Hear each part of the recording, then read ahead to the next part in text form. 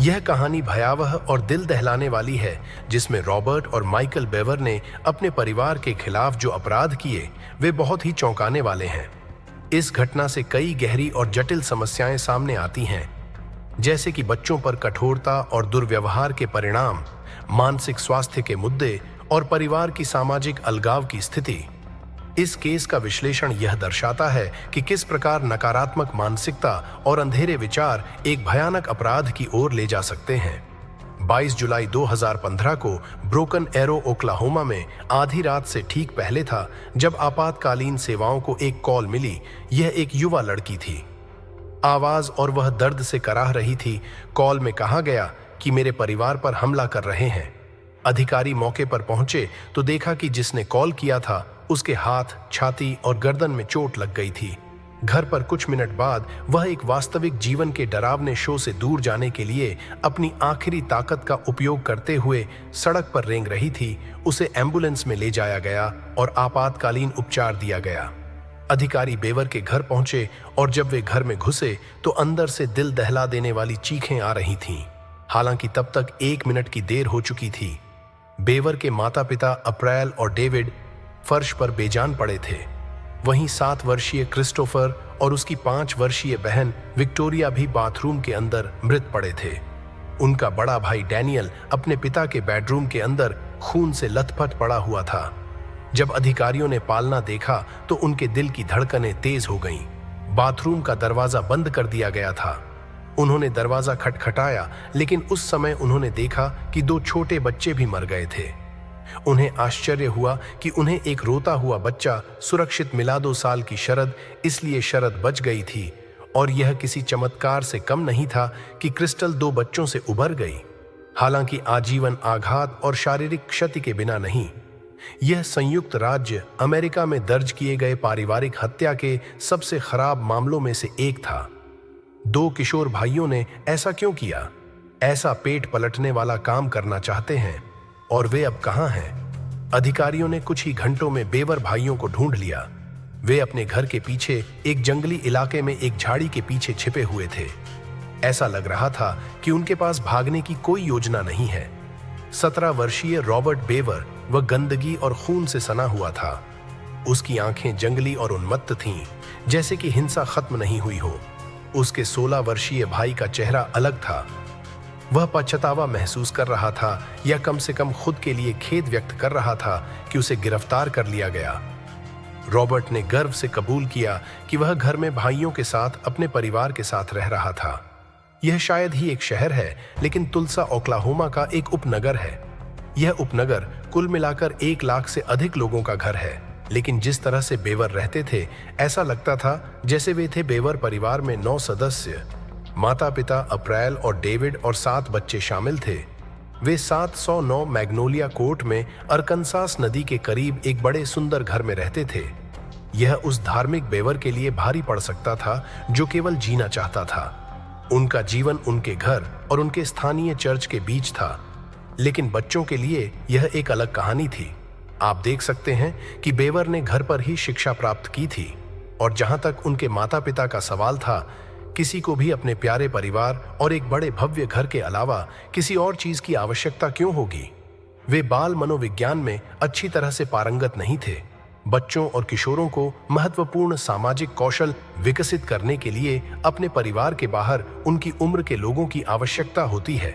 उन्हें स्वस्थ स्वतंत्र वयस्कों के रूप में विकसित होने के लिए दोस्त बनाना, रिश्ते बनाना और घर के बाहर की दुनिया में घूमना सीखना होगा। मुसीबत में होना एक किशोर होने का स्वाभाविक हिस्सा है। आपको अपनी सीमाओं का परीक्षण करना होता है और अपनी स्वतंत्रता का दावा करना होता है। एक समय में एक मूर्खतापूर्ण बात, लेकिन बेवर के बच्चों ने ऐसा नहीं किया। वास्तव में उनके कई पड़ोसियों ने उन्हें वास्तव में एक शांत परिवार के रूप में याद किया। 9 लोगों का परिवार विशेष रूप से शोर मचाएगा और शायद 7 बच्चों को आंगन में इधर उधर भागते हुए, तबाही मचाते हुए देखेगा। लेकिन डेविड ने एक पारंपरिक पितृसत्ता पर सख्ती से शासन किया, जो ऐसा व्यवहार करता था जैसे कि घर पर शासन करने के लिए उसका अधिकार हो। उसने 1987 में अप्रैल से शादी की थी। अप्रैल ने जल्द ही एक खुशहाल की भूमिका निभानी शुरू कर दी। घर पर रहने वाली माँ, वह रेडिट की बहुत बड़ी प्रशंसक थी। जहां वह खुद को थकी हुई, हैप्पी, धन्य बताती थी। 7 साल की कोई भी मां शायद कम से कम पहले भाग से सहमत होगी। डेविड ने एचपी के लिए एक तकनीशियन के रूप में काम किया था और वह पैसे कमाने वाला एकमात्र व्यक्ति था। इस बीच परिवार ने होम स्कूलिंग सलाह मांगने और अपने समुदाय के करीब महसूस करने के लिए रेडिट का सहारा लिया। इससे पहले कि रॉबर्ट ने अपने अकेलेपन को शांत करने के लिए इंटरनेट का सहारा लिया। वह घर में सबसे उम्रदराज बच्चा था और जैसे जैसे वह बड़ा होते गया अपने अकेलेपन से निराश था। उसके पास उसकी उम्र का कोई दोस्त नहीं था और उससे मिलने का कोई साधन नहीं था। इसलिए उसने एक यूट्यूब चैनल के माध्यम से ऑनलाइन दोस्त बनाने का फैसला किया और रॉबर्ट को लाभ हुआ। रॉबर्ट खुश था और यह माइकल रॉबर्ट का छोटा भाई था, लेकिन वह केवल 1 वर्ष छोटा था। वे लगभग जुड़वा बच्चों की तरह थे।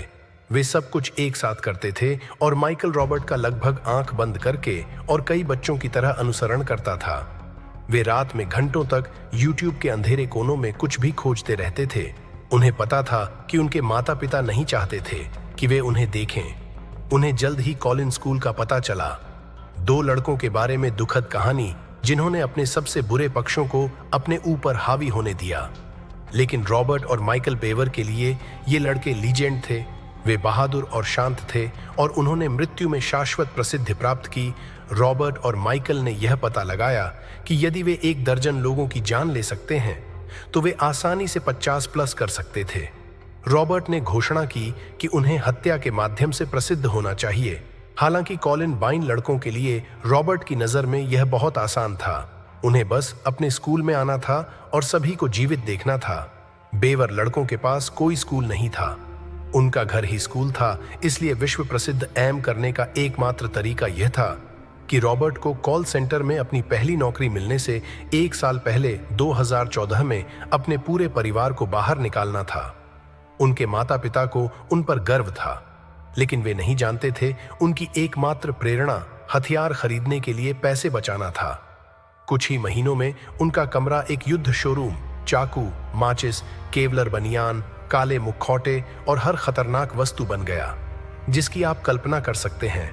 आप देख सकते हैं कि रॉबर्ट ने अपने घर पर आग्नेयास्त्रों और बारूद का एक गुच्छा पहुंचने का आदेश दिया था और डिलीवरी की तारीख 23 जुलाई थी, इसलिए उन्हें तब तक अपने पूरे परिवार को मारना था।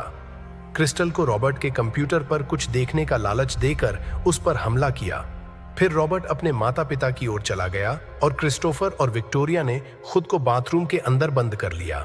तभी माइकल रोने लगा जैसे कि रॉबर्ट उसे मार रहा हो। उसने अपने छोटे भाई बहनों से उसे सुरक्षा के लिए बाथरूम के अंदर जाने देने के लिए विनती की। जब उन्होंने दरवाजा खोला तो उसने क्रिस्टोफर को एकजुट किया और रॉबर्ट ने विक्टोरिया को मार डाला। उसके बाद माइकल ने फिर से ऐसा किया जब डैनियल ने खुद को अपने पिता के कार्यालय में बंद कर लिया। लेकिन जब रॉबर्ट से पूछताछ की गई तो उसने कहा कि उसका छोटा भाई भी उसके जैसा ही उत्सुक था और घूमने के लिए उसके परिवार को बाहर निकाले। वास्तव में वह माइकल ही था जिसने अपनी मां का जीवन समाप्त कर दिया था। माइकल ने अपनी मां के गले पर रसोई के चाकू का इस्तेमाल किया था क्योंकि वह उससे अपनी जान बचाने की भीख मांग रही थी और 911 पर फोन किया था और फिर भी वह पश्चाताप करने वाला व्यवहार कर रहा था और उसने जुलाई को रॉबर्ट पर अपनी उंगली उठाई थी। 2019 में बेवर हाउस जल गया। यह निश्चित रूप से आगजनी थी, लेकिन अंदर इतनी निंदित जगह थी कि अधिकारी इस पर आंखें मूंदने को तैयार थे। यह जगह विद्रोही बच्चों के लिए एक डरावनी जगह बन गई थी और पड़ोस में कोई भी इसके पास से गुजरने से खुश नहीं था। अब इसकी जगह पर एक पार्क खड़ा है। इस कहानी का अंत उतना ही दिल दहला देने वाला है जितना इसका आरंभ था। रॉबर्ट और माइकल बेवर ने एक ऐसी त्रासदी को जन्म दिया जो उनके परिवार, समुदाय और समाज पर गहरा असर डाल गई। इस घटना ने हमें यह सोचने पर मजबूर कर दिया कि कैसे एक मानसिक विकृति और सामाजिक अलगाव अंधेरे विचारों और हिंसा में परिवर्तित हो सकती है। इस घटना ने हमें मानसिक स्वास्थ्य, पारिवारिक संबंधों और बच्चों पर होने वाले दुष्प्रभावों पर ध्यान देने की महत्ता को फिर से उजागर किया है। अंततः यह एक चेतावनी है कि हमें अपने परिवार, मित्र और समुदाय के साथ जुड़े रहकर उनकी मानसिक स्थिति का आकलन करने की जरूरत है। यदि आपको यह कहानी पसंद आई हो तो इसे लाइक और सब्सक्राइब करें और अपने विचार नीचे कमेंट सेक्शन में साझा करें। धन्यवाद।